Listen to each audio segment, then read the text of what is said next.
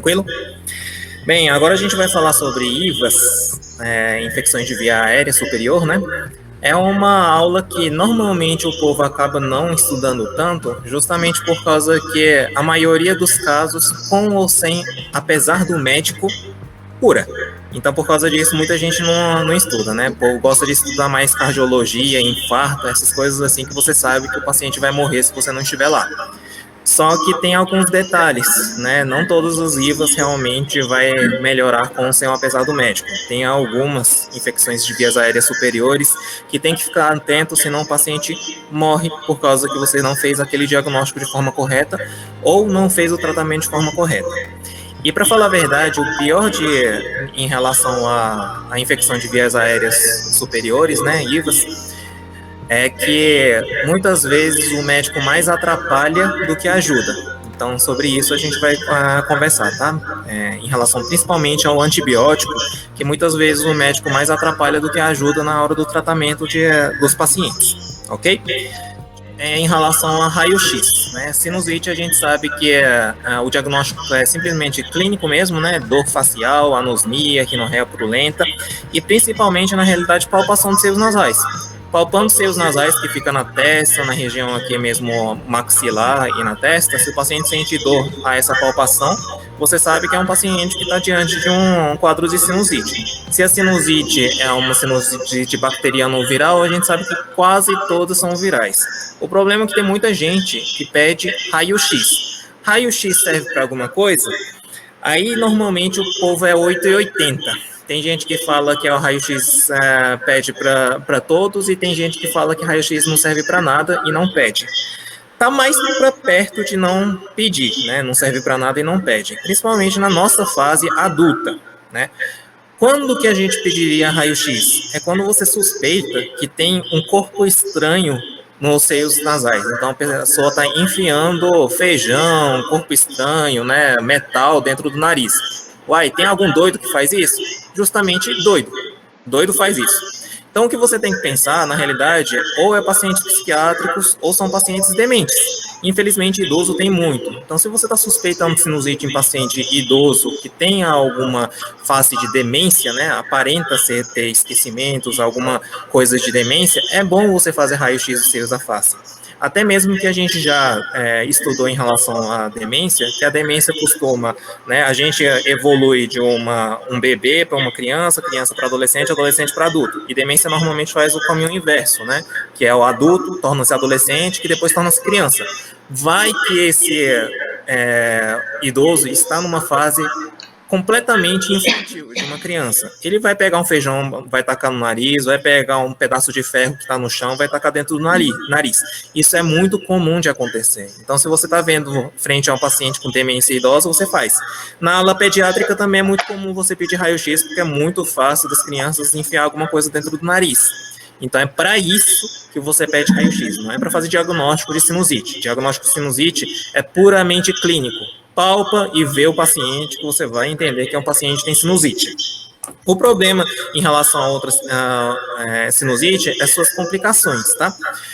A TC de seios da face já tem uma especificidade de sensibilidade bem maior e você deve pedir em certas ocasiões.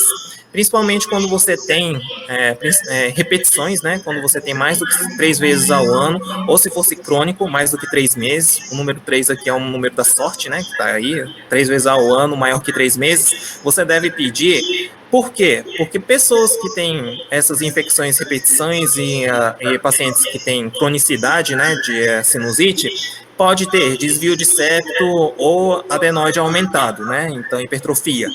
Isso pode ser corrigido através de cirurgia. Então, é o caso que talvez seja cirúrgico. Então, nesses casos, você pode pedir TC de crânio, TC de seios da face e deve pedir. Porque isso pode melhorar muito a qualidade de vida do paciente e parar de ter essas infecções de repetições ou cronicidades das infecções. Não só isso, mas o crônico pode ser que tenha fungo dentro dos seios nasais, assim como os imunossuprimidos podem ter infecção fúngica. Bolo, né, de aspergilos, de fungo, e isso também, o tratamento, um dos tratamentos possíveis é retirada cirúrgica. Então, às vezes, você precisa de tratamento cirúrgico para esses pacientes que são crônicos, repetição, ou que você suspeita que seja fungo, que seja imunossuprimido ou crônico mesmo, tá? Outra possibilidade é quando o paciente tem alguma complicação orbitária ou intracraniana. Então, na realidade, o mais importante de você perguntar na anamnese de um paciente que tenha sinusite, incrível que pareça, é se você está tendo diplopia.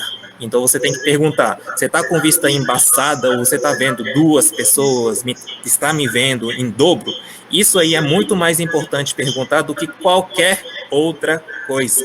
Por quê? Porque a infecção do sinusite pode ser que está entrando em algum nervo orbitário, né, de movimentação orbitária. E isso é uma complicação grave que pode ir para o cérebro e matar o paciente. Então, nesses casos, você deve perguntar, assim como ver o olho do paciente, né, inchaço do olho do paciente para ver se não está tendo celulite periorbitária. Então, isso é uma das complicações mais importantes em relação à sinusite. A sinusite, a maioria dos casos, com, sem, apesar do médico, vai melhorar. Você não precisa fazer absolutamente nada para melhorar. Mas esses casos vocês têm que saber. Repetição, crônico, imunossuprimidos, que é infecção fúngica, complicação orbitária, se está tendo diplopia ou alteração ocular, né, alguma alteração na vista do paciente, esses vocês vão ter que ficar atentos, porque a depender do que você for fazer, o paciente pode até morrer, ok? Então, por esses motivos, vocês devem pensar nisso. Já em relação a tumores, outras cefaleias e traumas também é um dos motivos para você pedir TC, né? Também uma das possibilidades. E em relação a TC também, em caso de mastoidite, também a gente vai pedir. Mas mastoidite a gente vai ver mais em infecções do ouvido, tá? Normalmente acontece de otite e passa para mastoidite, e não da sinusite diretamente para mastoidite. A gente vai comentar um pouquinho mais para depois, ok? Isso aqui é o que antigamente o povo fazia, né? Na verdade, até hoje o povo faz. Para falar a verdade, o povo faz antibiótico para toda e qualquer sinusite. Vê um paciente que está tendo sinusite, atualmente o povo do pronto-socorro que nunca estudou em relação à sinusite, acaba atacando antibiótico para os pacientes. Isso é uma realidade triste do Brasil. Vai fazer com que o paciente tenha vários efeitos colaterais e também vai fazer com que gere resistência, né, a medicamento. O interessante é que, classicamente, dizia que você vai fazer o tratamento com antibiótico terapia para sinusite se você tiver mais do que 10 dias de sinusite, então está tornando-se subagudo, indo para cronicidade. Nesses casos, você pensaria em utilizar antibiótico terapia. Piora depois do terceiro dia, que está escrito em 3 dias, mas na realidade é depois do terceiro dia. O que significa isso? Normalmente, sinusite acontece por um motivo alérgico, né? Ou viral. A pessoa está com alergia ou viral, começa a ter sinusite. Só que após o terceiro dia, pode acontecer da bactéria invadir em cima da infecção viral ou em cima da alergia. Então, se você estava tendo uma sintomatologia branda nos 3 primeiros dias e depois do terceiro dia começou a piorar de repente, pode ser que está tendo infecção bacteriana superposta. Nesse caso, você pensaria em utilizar antibiótico terapia. Isso era a lógica até então, ok? Assim como sintomatologias intensas. Em outras palavras, o paciente está ficando quase séptico. Aqui está escrito como sendo febre maior do que 38,4, mas o mais importante é o paciente estar prostrado, né? Se você está percebendo que está tendo taquipneia, alteração de Glasgow, o paciente pode estar séptico por motivo de sinusite. Inclusive, se o sinusite começar a ter invasão periorbitária, se o paciente começar a ter mastoidite, outras complicações de sinusite pode dar sepse. Portanto, você tem que fazer o critério de SOFA para ver se o paciente não está séptico por motivo da sinusite. Isso você tem que analisar. Então, além de complicações orbitárias, além de possibilidade de cronicidade, que tem uma bola fúngica, você tem que pensar também no sepsis do paciente. Esses pacientes ofereciam-se drogas antibiótico terapia. O mais clássico era utilizar a amoxicilina, né? Espirotoxil amoxil. 500 miligramas, 8 em 8 horas, que o povo oferecia, era feito 10 dias, só que descobriu que em 7 dias já é o suficiente para matar quase todas as bactérias. Foi feito 7 dias, só que foi feito um estudo um pouquinho maior em 2019, falando sobre risco-benefício, e descobriu que o number need to treat, que significa o número que é necessário de você oferecer antibiótico, o número de pacientes que você precisa de oferecer antibiótico para salvar a vida de um paciente, para melhorar a vida de um paciente, é em torno de 15 para 18. Ou seja, se você tratar com antibiótico terapia nessas condições que eu falei, né, nessas condições estritas, de paciente ter maior do que 10 dias de sintomas, ou mais do que 3 dias, né, piorar depois do terceiro dia, ou sintomatologia intensa, nessas situações, oferecendo amoxicilina, você percebe que precisava de tratar pelo menos 15 pessoas para uma pessoa se dar bem. E o number to hazard, né, que é o número necessário para você causar algum efeito colateral por causa do seu remédio, é 8. Ou maravilha, né? Ou seja, a cada 15 pacientes que você está tratando com antibiótico terapia, 2 está passando mal por causa da antibiótico terapia que você passou e 1 está melhor por causa do antibiótico terapia que você passou.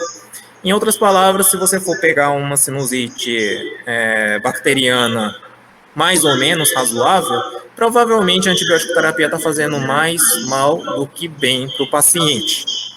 Daí, atualmente, tem pessoas que falam que a gente deveria tratar, na realidade, mais pacientes imunossuprimidos ou que você está suspeitando que está tendo complicação da sinusite. A sinusite em si não deveria ser tratado com antibiótico. Isso é uma linha que está sendo confirmada, né, desde 2019 até então. Então não vou fazer nenhum tipo de tratamento? Não é exatamente desse jeito. Existe o tratamento que foi comprovado que é bom, que na realidade é spray nasal.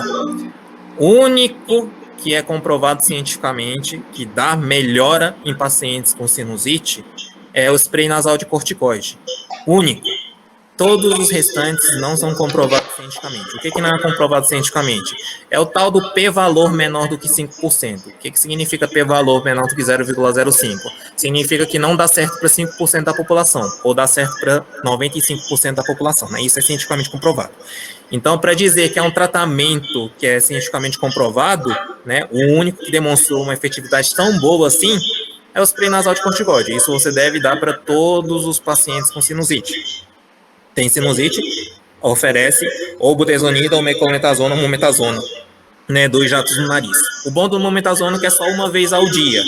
Budesonida e beclometazona você tem que oferecer 2 vezes ao dia, por motivo do tempo de meia-vida. A budesonida tem a superioridade por não passar tanto no sangue. Dentro de todos, o que passa menos no sangue é a budesonida. Então, para os pacientes grávidas, né, esses que têm alguma contraindicação de uso de corticoide, sei lá, o paciente já utiliza corticoide crônico, está tentando desmamar corticoide, se você não quiser que o corticoide vá para o sistema sanguíneo, o melhor de todos é a budesonida. Tem na Secretaria de Saúde. Beclometazona também tem na Secretaria de Saúde. É mais barato, né? Mometazona é mais caro, budesonida no segundo colocado e beclometazona é mais barato. Então, você tem que também pensar em relação ao custo-benefício nos pacientes, tá bom? Do restante, antialérgico, AINE, tudo isso aí, né, mucolítico, nada disso é comprovado. Mas também existe cientificamente comprovado o efeito chamado placebo. Então, a gente pode ser que tenha efeito benéfico devido a placebo para o paciente. É importante oferecer efeito placebo para o paciente? Claro que é, gente. Estamos falando de ciência, é cientificamente comprovado que o efeito placebo melhora as pessoas. Então, até que é bom. Qual é o problema atual de oferecer ibuprofeno? Que ibuprofeno também diz, né, que aumenta o receptor ACE2, ACE2. Esse receptor entra coronavírus. Então, pode ser que você está aumentando o risco do paciente a aumentar coronavírus em paciente que está sendo oferecido ibuprofeno. Só foi demonstrado o aumento de ACE2 com ibuprofeno, os outros AINES não foi estudado, então a gente não sabe se outros AINES como nimesulida e outros aí também não causam esse efeito de risco aumentado de infecção pelo coronavírus. Então isso você tem que ficar atento.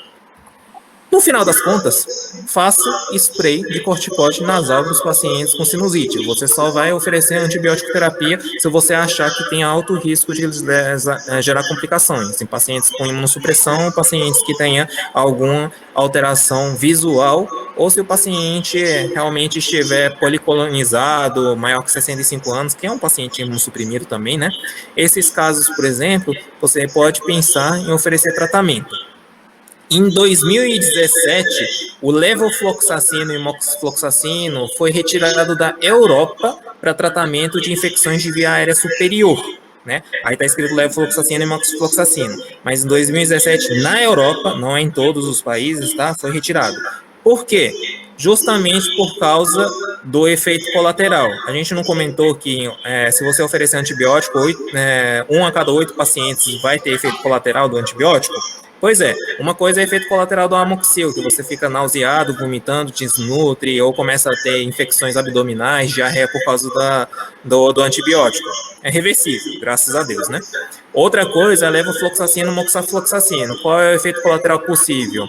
Cortar o tendão e nunca mais o paciente conseguir caminhar, ou maravilha, né? Ou o paciente tiver uma arritmia e nunca mais sobreviver.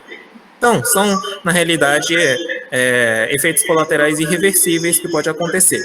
1 a cada 8 pacientes pode ter efeito colateral. Se você pega uma pessoa que não teve sorte e morrer por causa de antibiótico, a culpa é totalmente do médico. Até mesmo que por sinusite, essa pessoa provavelmente não ia morrer. Então, nesse sentido, o levofloxacino e moxifloxacino na Europa está contraindicado, e eu acredito também que não deveria ser oferecido para infecções de vias aéreas ou as quinolonas, né? Tanto o levofloxacino quanto o moxifloxacino. A diferença do levofloxacino com o moxifloxacino é que o moxifloxacino cobre anaeróbico. Então, se você cobre anaeróbio, teoricamente o moxifloxacino é superior para infecções de vias aéreas superiores, porque a boca está cheia de germes anaeróbicos. Então, se você for pensar em pacientes que estão tendo alguma complicação, é melhor que você utilize moxifloxacino. Sei lá, o paciente está com celulite periorbitária e você acha que o paciente pode morrer por causa de sepsia foco-cranial, né? Aí você pode pensar realmente em oferecer moxifloxacino. Normalmente, esses pacientes você deveria estar internando, né, esse paciente. Então, começaria, por exemplo, paciente que você acha que precisa de internar por esse motivo, moxifloxacino, melhorou, passa o moxifloxacino via oral, vai para casa. O bom do moxifloxacino é porque existe forma endovenosa e forma via oral, né? Então, é fácil de você liberar para casa. Basicamente, isso é pacientes de sinusite, e quando que você vai mandar para o otorrino necessariamente é quando você acha que precisa de TC, ou seja, quando você acha que precisa de operar, que é justamente casos de repetição, casos crônicos, casos imunossuprimidos, casos de complicação orbitária intracraniana, ou pacientes que você acha que tem câncer, né? Ok? Já o mastogite é mais para infecções do ouvido. Em relação a outras infecções de vias aéreas, né, as principais infecções de via aérea, a gente tem a sinusite, a garganta, né, que é faringoamidalite, a laringite, e a infecção de ouvido. Então, agora vamos para a garganta. Garganta, o que você tem que ver em relação à amidalite do paciente, a complicação mais comum de acontecer é você ter um abscesso periamidaliano. Então, o que a gente quer visualizar não é exatamente a amígdala não, tá? Realmente, para você fazer o diagnóstico, ver a amígdala é importante, a amidalite. Mas, na realidade, você tem que ver ao redor da amígdala. Essa parte ao redor da amígdala, perto da úvula, por exemplo, que você possa ter algum tipo de lesão, se você visualizar que tem um foco de pus, ou seja, uma nodulação lá, que tem um pontinho amarelado que possa ser que vai sair pus lá, abscesso periamidaliano, você tem que prestar mais atenção, porque essas pessoas, por exemplo, pode ser que vai necessitar, além de fazer a drenagem, de retirar a amígdala do paciente mesmo, cirurgicamente posterior, né, depois de resolver abscesso periamidaliano. Como que clinicamente a gente consegue visualizar um paciente com abscesso periamidaliano? A principal fator clínico que tem que ficar prestando atenção é como que o paciente está falando. Então, você escuta a palavra do paciente e o paciente fica falando assim, parecendo que tem uma bola quente na boca. Esses pacientes que parece que tem batata quente na boca, inclusive quando você faz a descrição no seu prontuário, você vai falar voz em batata quente, né, entre aspas, claro. Esses têm maior risco de paciente estar com abscesso amidaliano, então você vai ter que ficar procurando bem cuidadosamente e falar que o paciente, se você não conseguir encontrar um ponto de abscesso periamidaliano, você falar, né, que tem grandes chances de desenvolver isso, ficar atento, se não melhorar com antibiótico terapia, vai para o otorrino e vai drenar. É isso que você tem que ficar atento, tá certo? Já em relação à amidalite também, né, outra coisa que você tem que prestar atenção é se você tiver uma ulceração unilateral. A ulceração unilateral, no pronto-socorro, a gente já teve vários, tá? É sugestivo de sífilis, lembrando que existe sexo oral na vida, né? Então, tem muitos pacientes que vêm com sífilis oral e aparece como sendo amidalite unilateral. E a gente já teve vários casos assim, tá? No nosso pronto-socorro lá do Hospital Regional Leste. Então, se você tiver um paciente também que você percebeu que está sendo unilateral e não é bilateral, também você tem que acender a luz, né? A diagnóstico de amidalite é fácil, é só ver a garganta, tá vendo a amidalite. Só que se você tiver uma úlcera unilateral, tem que pensar em sífilis e tumor. Muito mais comum ser sífilis na nossa população brasileira, ok? E se caso você tenha abscesso periamidaliano também, pensar em fazer drenagem. E drenagem é fácil, é só você cortar e ficar drenando mesmo, gargareja com água morna e ponto final. Tá certo? Cuidado só para na hora de puncionar o abscesso periamidaliano para não puncionar a amígdala, né? Se você puncionar a amígdala, vai sangrar pra caramba e vai ter várias complicações. Então tem que ser periamidaliano os abscessos. Tudo bem? Do sífilis é só ver VDRL, FTABS, os dois positivos, se você pensa em fazer tratamento de sífilis mesmo, primária, né? Tá certo? Então é um tratamento simples de fazer, só bezetacil mesmo para fazer, né? E acaba que muitos pacientes vêm com amidalite. Antigamente era fácil, porque todo mundo ia com bezetacil, né? Amidalite era sinônimo de bezetacil antigamente. E tratava sífilis, acabava tratando sífilis, então não tinha esse problema.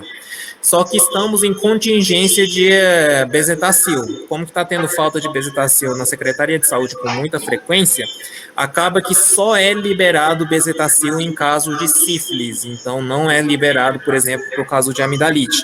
Portanto, você tem que fazer esse diagnóstico. Vê que parece ser sífilis, pede FTABS e sorologia para sífilis, né? No pronto-socorro tem o teste rápido para sífilis, tá? Que é mais rápido de aparecer, evidentemente, né? A prova, e você pode fazer o tratamento para sífilis oral. Ok? O tratamento, todos, né, sintomáticos, só que o único que você tem benefício comprovado cientificamente, novamente cientificamente, aquele que é p-valor menor que 0,05, significa que 95% dos casos vai dar certo, é o corticoide, dose única. Vê que a maioria dos médicos não fazem isso, né? Ou utiliza corticoide em 5 dias, 7 dias, ou utiliza AINE, mas o único que é comprovado cientificamente, na realidade, é corticoide via dose única. E o que tem o estudo que comprova mais é a dexametasona. Olha só que interessante, dexametasona também foi comprovado para COVID, né? Na realidade, só foi comprovado na COVID para aquelas pessoas que têm sintoma respiratório, né? Por que de dexametasona? Um negócio, porque o dexametasona e a betametasona são dois corticoides diferentes dos demais corticoides. Qual é a diferença dela? Ela passa por um bocado de barreira. Ela tem uma alta capacidade de passagem de barreira.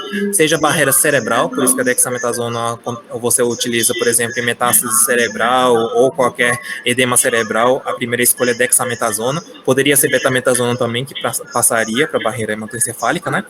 Barreira placentária também passa, né? A dexametasona e a betametasona, por exemplo, para aquelas crianças que tá prematuro, que o pulmão ainda não está maturado, né? Naquelas 33 semanas mais ou menos de gestação. Lá na obstetrícia, a gente, quem lembra aí, né? Sabe que a gente utiliza dexametasona ou betametasona para maturar o pulmão das crianças. Por quê? Porque a dexametasona e a betametasona passa pra caramba em vários locais, inclusive barreira hematoencefálica, barreira placentária e todas as barreiras. Angioedema, que é nesse caso que a gente está comentando, tá? A angioedema também é uma barreira de dificuldade de passagem de corticoide. Então, fica mais difícil de passar corticoide se você tiver angioedema. E a gente sabe que a dexametasona também passa por barreira de angioedema.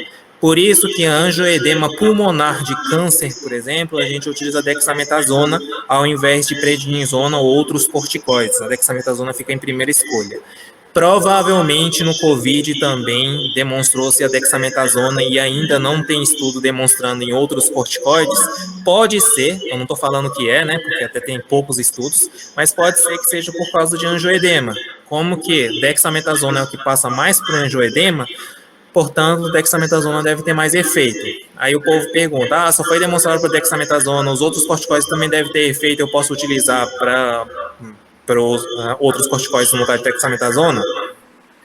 Acredito que não, viu? Tem grande chance de não. Pode ser que seja só uma peculiaridade de dexametasona e betametasona. talvez a betametasona tenha efeito. Não foi estudado a betametasona, tá? Mas entre prednisona e dexametasona, talvez só faça efeito em dexametasona também. No tratamento de amidalite, né, os protocolos falam que pode fazer uma dose equivalente a 60 mg de dexametasona prednisona na dose única, ou seja, você faz 60 mg de prednisona ou 10 gramas de dexametasona, que equivale a uma ampola de dexametasona, né, intramuscular. Você pode fazer isso? Pode. Os estudos mostraram em dexametasona, não demonstraram em prednisona ou os outros corticoides. A preferência é você utilizar dexametasona. E a dexametasona também tem um fator que é positivo em relação a isso, porque a dexametasona é um antiemético potente, né? Para quem sabe, na quimioterapia é muito comum a gente associar a dexametasona, ou pós-cirúrgico também é comum a gente infundir dexametasona na indução anestésica e tudo mais, para evitar que o paciente tenha vômitos de opioides e outros fatores, né? Como que o paciente com amidalite tem aquela bolota na garganta, tem muitos pacientes que sentem náuseas, e a dexametasona acaba também aliviando a náusea do paciente. Daí a dexametasona realmente seria uma opção mais interessante do que os demais corticoides que não têm efeito antiemético. Tá certo? Isso é o único que demonstrou efetividade científica, do ponto de vista científico. Os demais, AINE, pastilha, tudo isso a gente não tem comprovação sintomaticamente, tá certo? A estomatite herpética também poderia, né, causar amidalite, você poderia pensar em oferecer a ciclovir, mas a gente sabe que o herpes é muito difícil de tratar, por mais que você utilize a ciclovir para o paciente, né? Mas é uma chance de você utilizar. Também não é classificado como sendo p-valor menos do que 0,05. E o antibiótico terapia, a gente atualmente utiliza o critério de Centor modificado. A forma de você decorar esse Centor com CNTR. Então, se o paciente tiver uma cervicalgia com adenomegalia palpável e doloroso, é um critério, né? Nódulos na garganta, né? Amidalite, com ou sem pus, é outro critério. Temperatura maior do que 38 graus, né? É outro critério. E o paciente não ter tosse, respiração normal, incluindo tosse.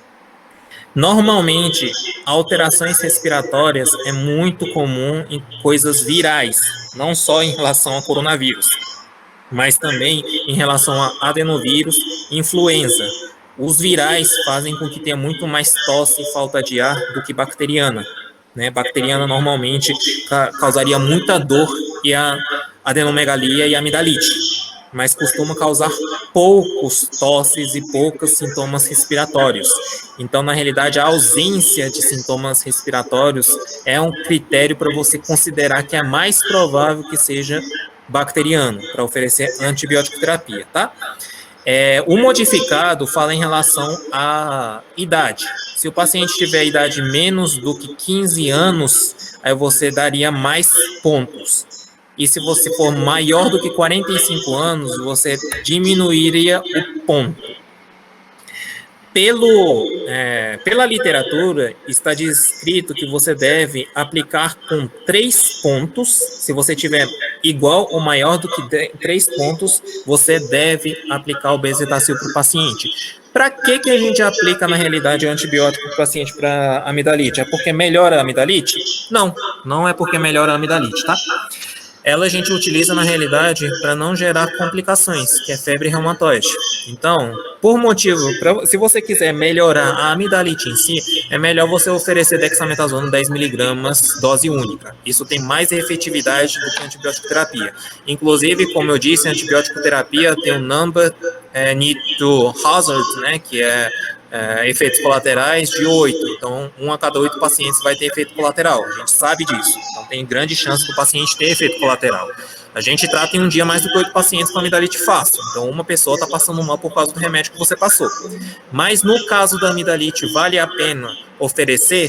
se você acha que o paciente tem alto risco de gerar febre reumatoide. E quem são pessoas que têm alto risco de gerar febre reumatoide? São essas pessoas que têm uma cervicalgia com adenomegalia palpável e doloroso, paciente que tem nodulações visíveis com pus, né, ou com sem pus, amidalite, no final das contas, temperatura maior do que 38 graus e uma respiração normal.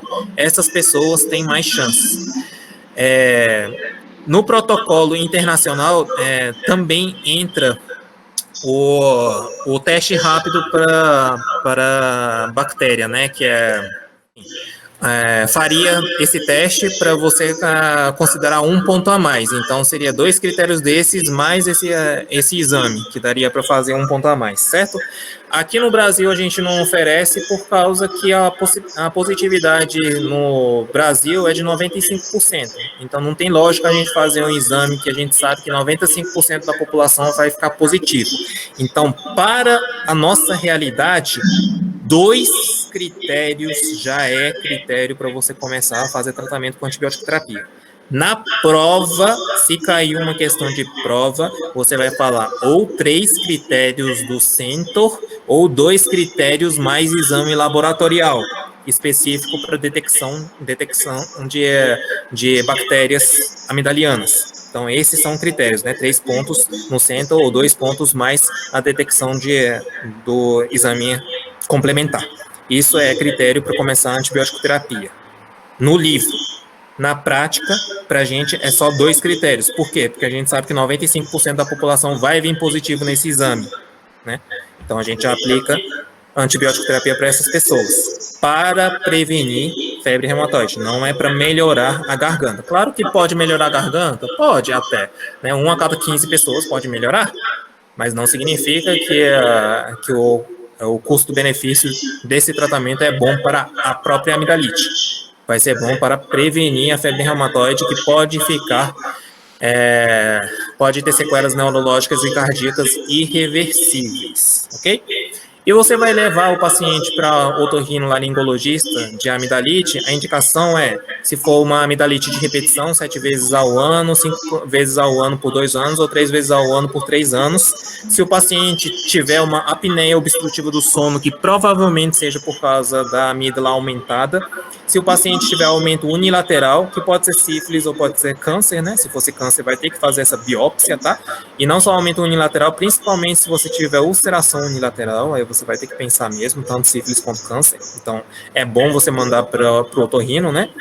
E por vontade do paciente. Alguns pacientes que têm a halitose intensa por causa da amidalite, também você deve mandar para o otorrinolaringologista, porque às vezes retilando a amígdala do paciente melhora a qualidade de vida significativamente. Ah, você vai fazer uma cirurgia só por causa de halitose? Depende do paciente. Vai que o paciente está com depressão por causa disso e o paciente não está conseguindo trabalhar. A vida dele está uma miséria por causa da halitose. Pode acontecer isso. Nesses casos, é uma opção você fazer uma cirurgia. E aqui não está descrito, mas também é uma opção muito interessante de você mandar para o otorrino toda vez que você tem uma abscesso periamidaliano. Porque pacientes com abscesso periamidaliano também é uma indicação. Não, todos esses aqui não são indicações absolutas, tá? Nenhuma amidalectomia é uma indicação absoluta, são indicações relativas, mas como que está dentro da indicação relativa, se você tiver abscesso periamidaliano, também deve mandar para o otorrino. Por quê? Porque o otorrino é um cirurgião, você está mandando na realidade para mão do cirurgião. Quando você como clínico manda para o mão de cirurgião um paciente? Quando é caso cirúrgico, não é para mandar quando é caso clínico. Se é um caso clínico, você como clínico deve resolver. E em relação à otite, as 2 otites que a gente consegue diagnosticar clinicamente de uma forma fácil é a otite média e a otite externa. A otite média é caracterizado por ter infecção depois da membrana timpânica, e a otite externa é antes da membrana timpânica da sua vista, tá? Então, a gente está fazendo aqui otoscopia, né? Vendo o ouvido do paciente, a esquerda normal, a direita é com otite média. Você visualiza que depois da membrana timpânica, lá para o martelo, bigorna, estribo, onde tem as estruturas ósseas, se você acha que a infecção está atrás dessa membrana timpânica, é otite média. Se você acha que está na frente dessa membrana timpânica, é otite média. E isso é no olhômetro. Então, você tem que olhar para dizer se a otite é média ou otite é externa, tá certo? A otite média, você consegue visualizar que está abaulado o tímpano do paciente. Significa que você está inchado o tímpano do paciente, mandando para frente, né? Para cá do examinador. Né?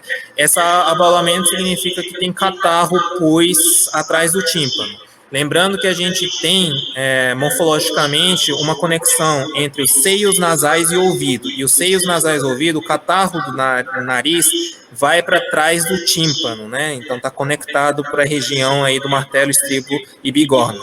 Então, pessoa que normalmente tem otite média são pessoas que vão ter sintomas gripais, tem algum sintoma no nariz.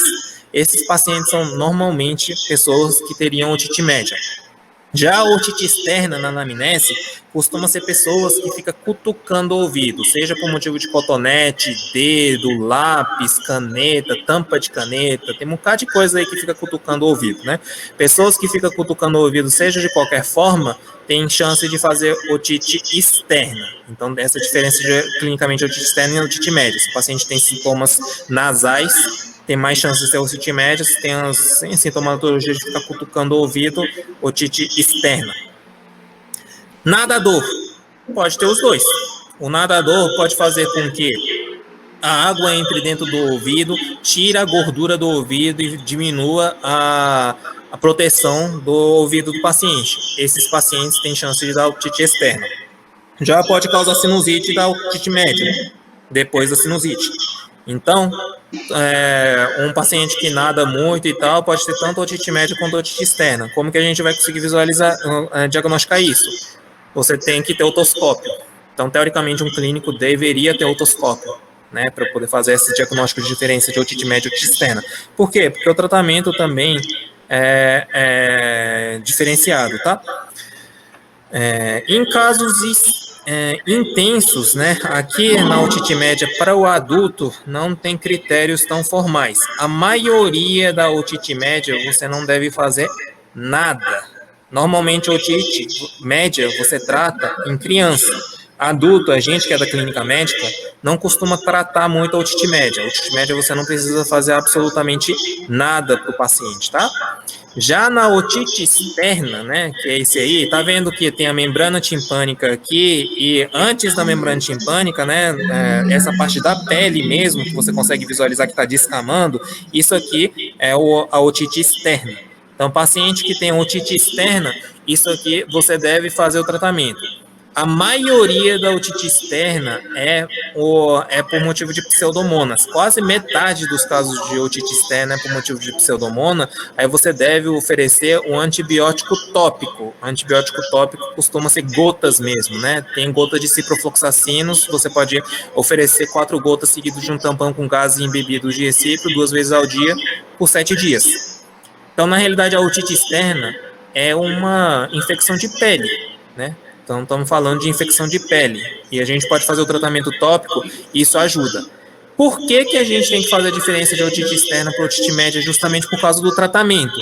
Porque essas gotas podem tornar-se ototóxico. Vai que a membrana timpânica está rasgada. E a membrana timpânica rasga com muita frequência a otite média. Lembrando que a otite média tem muito líquido, pus, catarro atrás do tímpano. E isso aqui aumenta tanto de tamanho que pode estourar e sair, né, que é a supuração. Então, sensação de líquido no ouvido.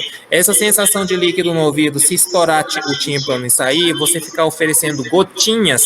Essa gotinha, se tiver algum componente de conservante que irrita o martelo, estribo, bigorna, você pode causar surdez para o paciente.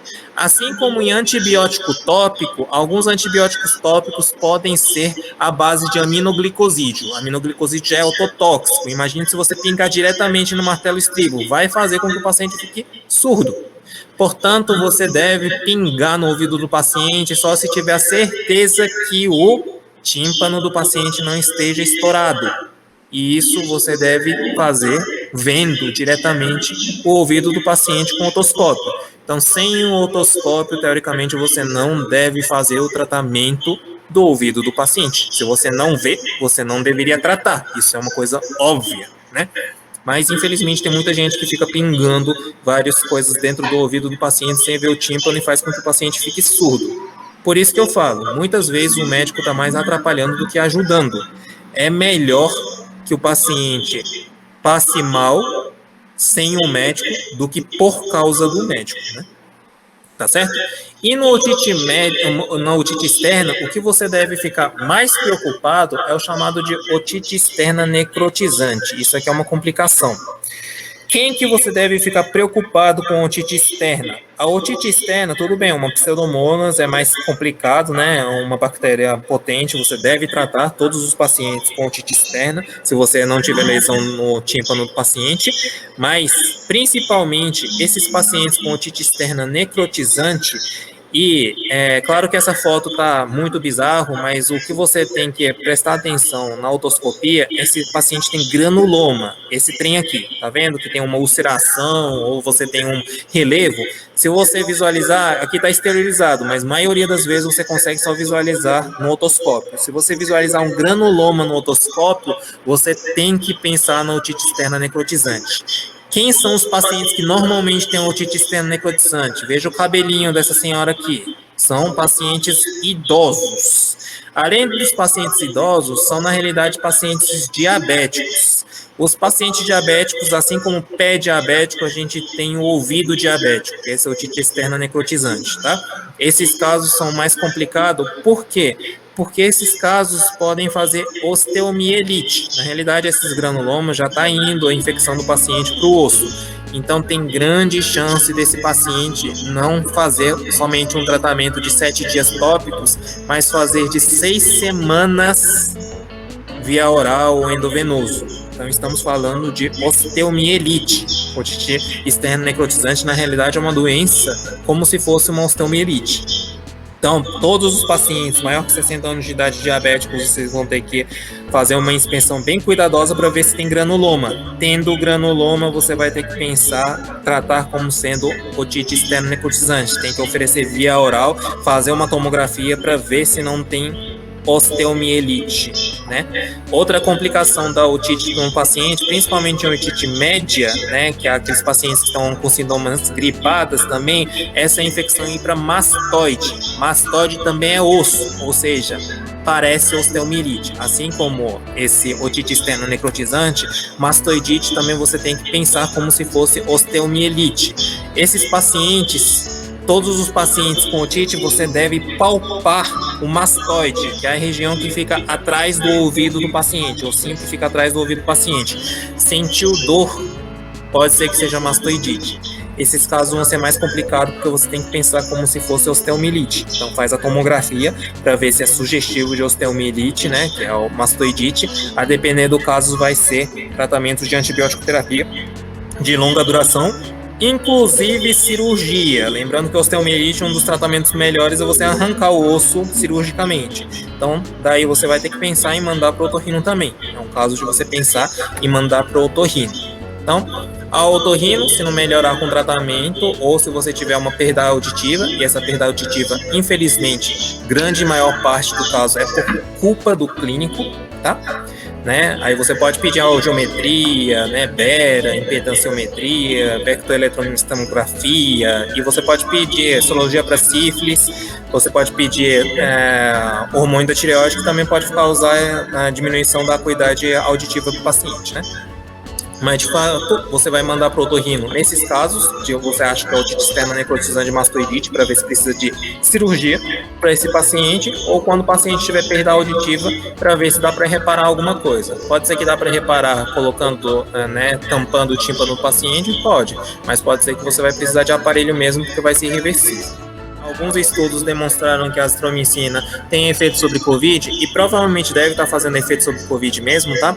Lembrando que antibiótico atípico, ela tem um fator anti-inflamatório pulmonar também. Então, levofloxacino, a azitromicina e a claritromicina, ela não só é antibiótico, mas também é um anti-inflamatório pulmonar. Então, por motivo de ser um anti-inflamatório pulmonar, e assim como ela aumenta o clearance de bactérias, né, das vias aéreas superiores, então acaba fazendo com que melhore inclusive doenças virais. Então já se sabe em relação a isso também. Antibiótico, antigamente falava que era só para bactéria, mas no caso de levofloxacino, azitromicina e a claritromicina, provavelmente faz efeito também por motivo anti-inflamatório pulmonar para as outras doenças virais. Só que o único que foi estudado até então é a azitromicina, né? Então, já que tem algum estudo de azitromicina, acaba que a gente está na prática utilizando no momento a azitromicina. Faz critério de centro, deu positivo, qual dos três você vai escolher atualmente nesse momento? Azitromicina.